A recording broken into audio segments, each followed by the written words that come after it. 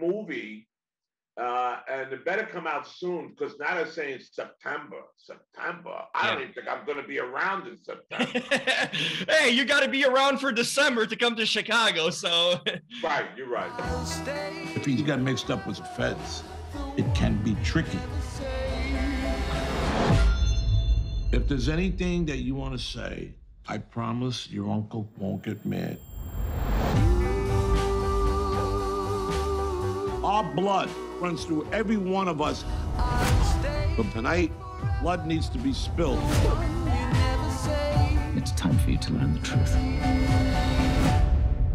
You in New York? Yeah, I'm in the Bronx. Yes, I am. I like the background. They're very true to form. Thank you.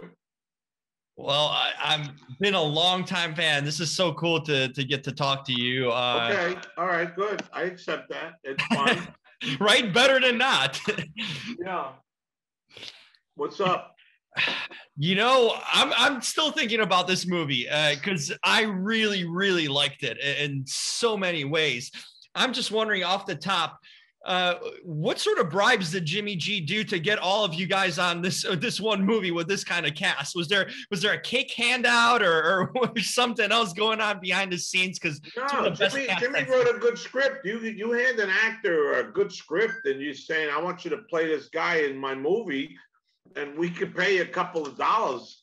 You're going to get good actors, you know? And when I heard he had Mr. McGregor and Lorraine, yep, and Val and Fitchner and Nikki and Frankie Lip and Shiloh and Johnny, Joe D'Onofrio, this is an ensemble. You know what's also? I remember we were shooting and then Paul Sorvino shows up. We're in the house and it was like I thought I had to go kiss the guy's ring.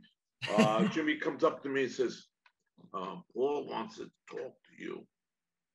I said, okay, go see him. And I open up Paul's line there. How are you, Vinnie? And I almost had to kiss Paul Sorvino's ring because, you know, he was in Goodfellas. Mm-hmm. He's a legend. You know, I was an extra in Goodfellas. No, I wasn't an extra. I'm sorry. I was the man with the coat rack. That's right. It was uncredited, right? I get residuals. I had lines, but the version you see in The Master, you don't see me talking. But there was a lot of times I did have stuff to say. We did 15 takes on that. But I went with, from doing that little bit with Paul in the movie with Paul, and Paul and I became good friends as time went by. Uh-huh.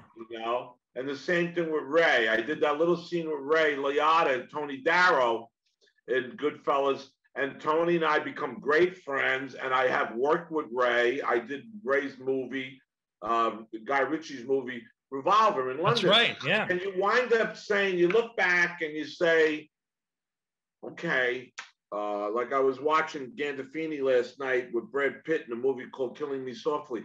And I said, I worked with Jimmy. I love Jimmy. He was a great actor. Look at his work. So that's my life. My life is good.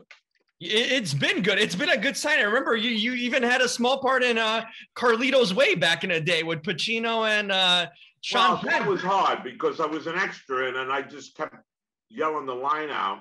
And they were going to send me home and then they let everybody do it. And we all got upgraded. Me, my cousin Gary, Sonny, Tony Cucci, and we all got contracts. So they loved me for that. And they still love me for that because we get residuals from that too.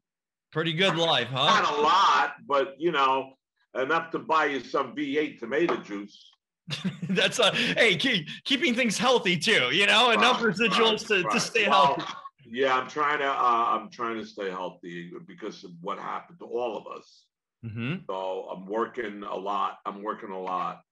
And I'm just trying to stay busy and get focused again and bring everything back to some kind of a norm, you know? Yeah, I mean, we are getting back to norm, which is good. But you've been working consistently. I mean, over years, it just keeps on going, you know? So I'm kind of curious with a script like this also, and the thing is, like, you've done all sorts of genres, comedies and action and all sorts of, literally, you've tried it all in that essence. what draws you to a script? What's the? Well, you want to work. If it's whether you're working with one of your students at the school who says, Vinnie, could you be in my student film, my reel? And you want to work, and you want to work for them. Mm-hmm. Or if it's working on Birthday Cake or Hawaii Five-0, which I did a couple years ago, or Wu-Tang, which I did last year, or this movie I'm doing now about Casablanca Records and Neil Bogart. You want to work. And when I teach, I say to my students, I'm not teaching you to be a part-time actor. You may have a job during the daytime and you take classes at night a couple of times, but I'm trying to get you to love this craft so much. You don't want to be a lawyer no more. Mm-hmm. What's the key? I mean, there's got to be to have a sustained working acting career like you did. Is there any sort of key that you've kind of lived by or just a way of life to stay in this industry? Because it's tough. Don't extend yourself financially too much because you don't know where your next dollar's coming from. And think about your nest egg like anybody else. Fortunately, I got my pension from Screen Actors Guild, and I am still working.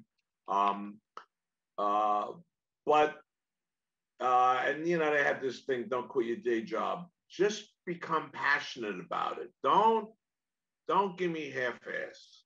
Don't go taking an acting class and actually you're wasting the teacher's time and you're wasting the other 10 people in that class's time because you don't know what you're doing. Go learn to do this if you really want to do it. And there's ways to learn it. And even my friend was at my house yesterday. He's a real estate broker. He says, people tell me I need to take an acting class. I said, why? He says, my public speaking. I said, well, then you need a public speaking class. He said, no, I want to take an acting class. I said, well, you need to take an acting class on Zoom because everything's Zoom now. Yeah. So I hooked him up with my associate, David Deblinger at HB Studios. And I hope he takes it. But the point is that we're living in a society now where we're going to be on Zoom for quite a long time. So what I have to, what? Do you like it kind of the virtual or you like the in-person? I want to get out there. Yeah. I'm working tomorrow. I can't wait to get to the set. I haven't worked since last week on the set. I can't wait to get to the set. They're going to pick me up 9 o'clock. I'll be up at 6 a.m., Yep. I get that. It's, I'm sorry about that phone in the background. I can't get up and take it off. It's probably the IRS. You're a busy guy, right? You never know what's in the background. I saw you on that talk show. Yeah, you're working too much. That's good. The phone's ringing off the hook. So, maybe gigs or whatnot are coming in. So that's... We went to Australia. It was me, Michael Imperioli, and Steve Sharippa. And after I got my paycheck, after Australia, they take out all the taxes before you get on a plane and come home. Wow. They're not saying go home before you leave them. I go like this, where's the money I earned there? They said, well, they got it. I said, well, okay. That's great. Great Britain, same way. Wow. Oh yeah, when I worked on Revolver, yeah. That's why John Lennon left Europe. He didn't want to pay tax over there. But my point is, you got to keep working. You got to think about your nest egg in the future, and you want to create some kind of a legacy. You want your grandchildren to say that's Grandpa. Yep. So you don't want to just work just to do work. You want to do some good work, whether it's the theater or even when you do your podcast. You want to have a good podcast. You just want to excel in everything because then we have the younger generation like yourself saying, I appreciate your work. And then you get your fan mail. Oh, there you go. See? I get fan mail. You've made it when you get that. When you get fan mail. Yep. Yeah. You've done something. Germany. But then I get mad because I open it up. I said, not only do I got to give them a pitch and put it in that, I had to pay for postage. Hey, they should give you a prepaid or a stamp at least with it. Send me $10. Yeah. No, that's all right. There you go. You know, what was it like? You got to work with Val on this movie. You know, it's good to see him out again, you know, working and stuff. How was that like? What was that experience like? Val's a sweetheart, you know. We connected. He's very funny. And the chemistry worked out. And we have a lot of friends in common. And we talked all about that.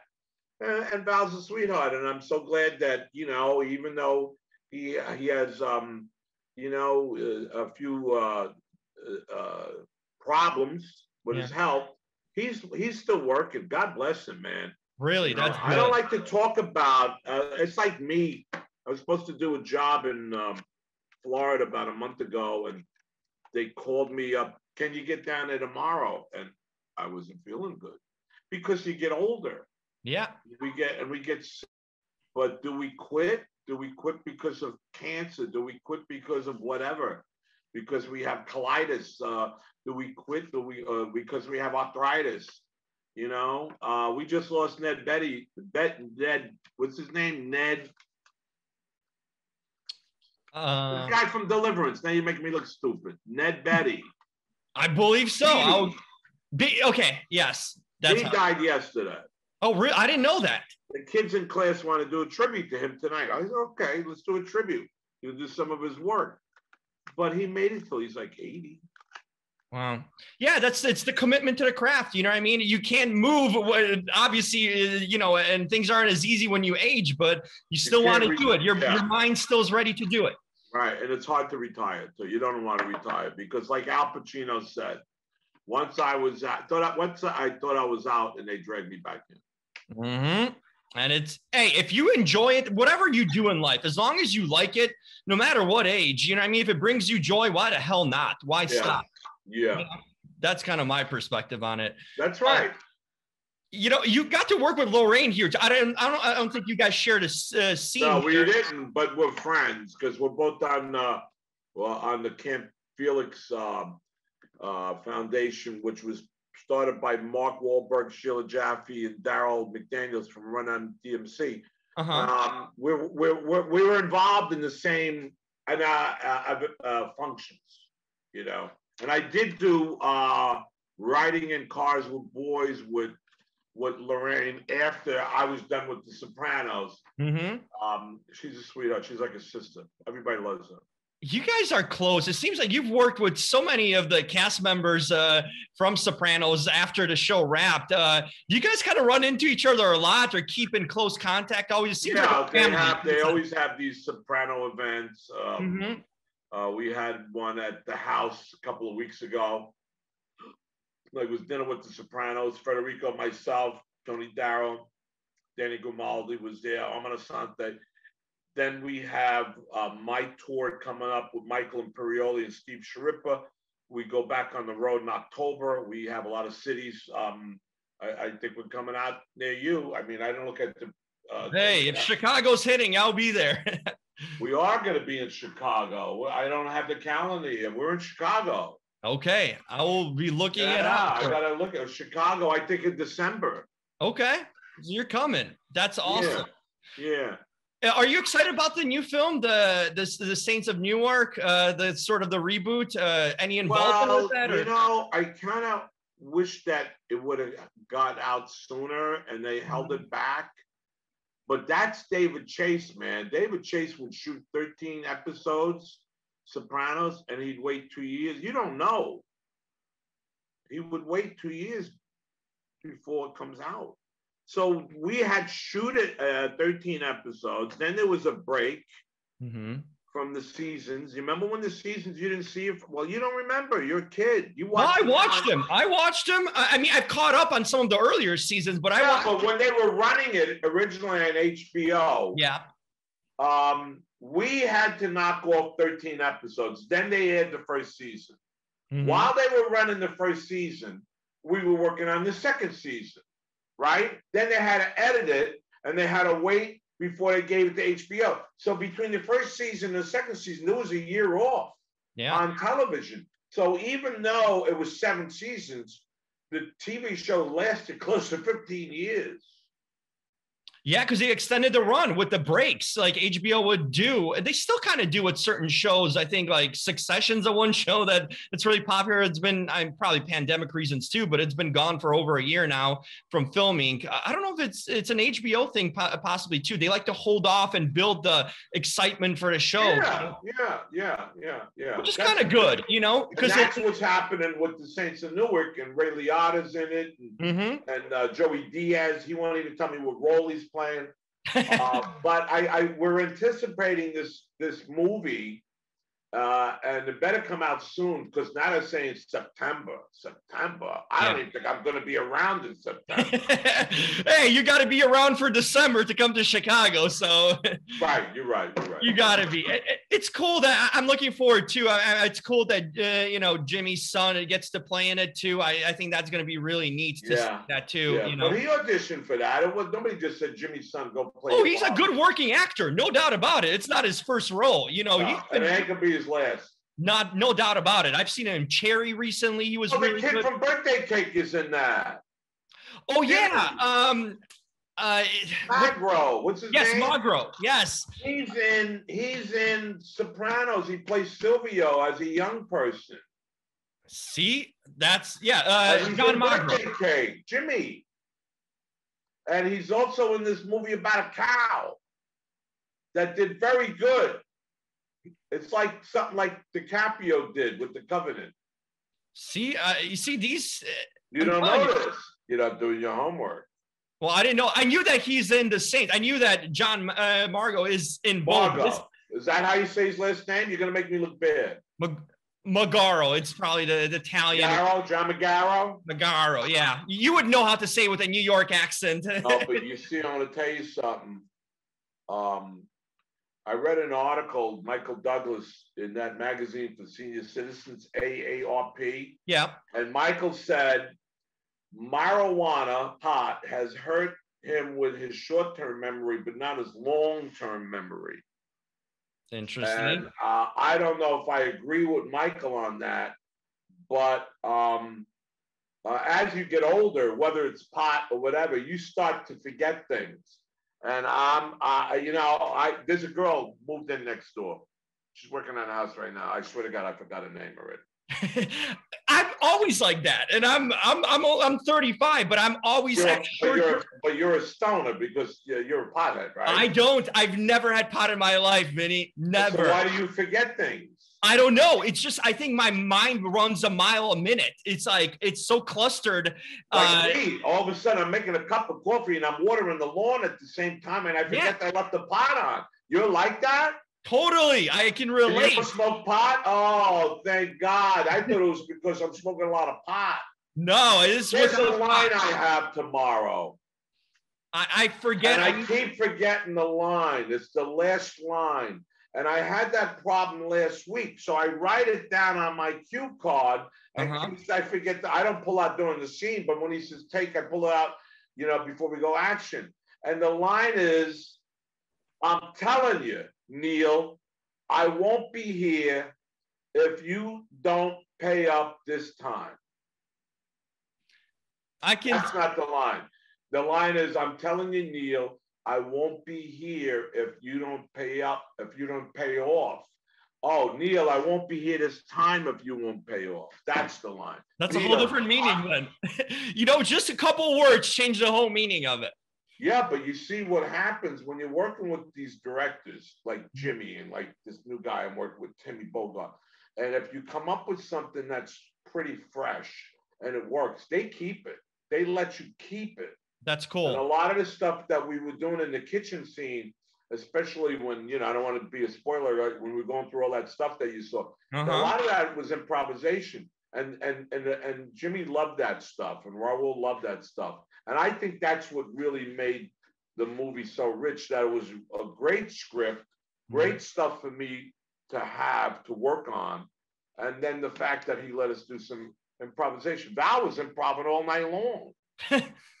I was talking to Val, and I think it's in the movie. I haven't seen it. I was talking to Val about a painting, and all of a sudden I turned to look at him, and he wasn't there no more. So I talked to Shiloh. I said, where did he go? I don't know if that's in the movie. I got to look and see. I know there's a painting scene where you talk about it. I think they cut out that portion after, but there's a painting mentioned. So, well, if they didn't cut it out, I would have said, where did he go?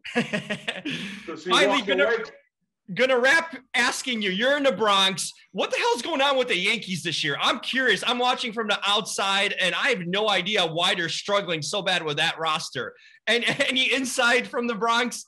Listen, until you get the fans and they're starting to come back, nobody plays the game the way they should be playing. Yeah. And when the fans start to come back, and they're coming back, the same thing with the Mets, the same thing with all the sports. It was hard for me to watch baseball without an audience. Mm-hmm. You know, baseball is the roar of the crowd, the hot dogs, the popcorn. Totally. When you get that crowd back there, you watch, they're going to play a different game. It's what's this? What's today? June? Yeah. Got till October. Give me a break. So we're having a resurgence there. I'm hearing. Yeah, there's going to be a couple of rings. There you go. And you know, and Rodriguez, he may go back. He ain't got J-Lo no more. Maybe he may go back and hang out with the Yankees again, you know? What else to do, right? Right. What's he going to do? Go after Ben Affleck with a shotgun? Yeah, I think I'll take Ben on that one with his mobster experience from Boston. Boston, yeah. Oh, Ben does some great, yeah. Well, I don't know. I don't want to put Ben up again. I don't want to see two guys fighting over a girl anyway. Nah. Vinny, it's been a pleasure. I said, a lot of fun. A long-time fan. Love The Sopranos. Love your work in general. I always excited to see it. And this movie was really awesome. So I hope people check it out and continue the phenomenal work you've been doing. Well, wish me luck tomorrow. I'm going to be on the set. Get that line right. Get that line right.